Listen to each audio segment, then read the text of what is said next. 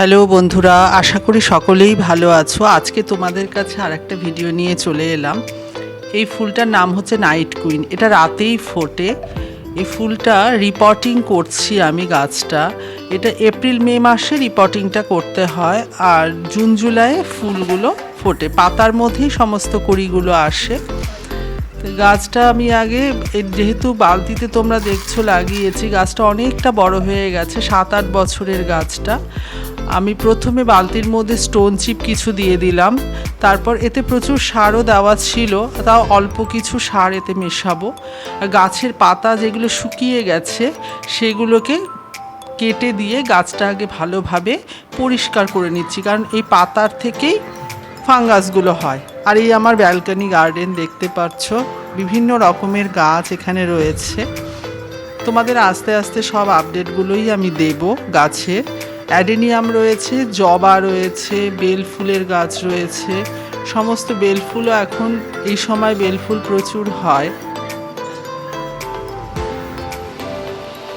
এই গাছের night queen গাছের পাতা থেকেই গাছ হয়, নতুন গাছ হয়।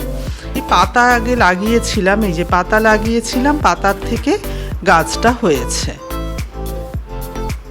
এবার আমি মাটিটার মধ্যে সামান্য কিছু সার মেশাবো। প্রথমে গাছটা বালতিতে দিয়ে দিলাম, তারপর গাছটা যাতে দাঁড়িয়ে থাকে তার জন্য কিছু মাটি দিয়ে এবার অল্প মাটির মধ্যে আমি সারগুলো সমস্ত মেশাচ্ছি।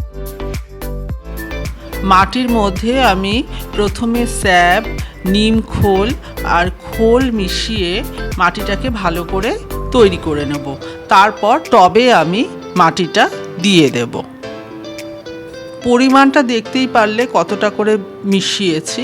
খুব বেশি করে মেশালে কিন্তু সার গাছ নষ্ট হয়ে যেতে পারে, সেই জন্য পরিমাণ মতনই মেশাতে হবে। কিছু ডিমের খোলা আর চা পাতা আমি শুকিয়ে রেখেছিলাম, সেগুলোও দিলাম।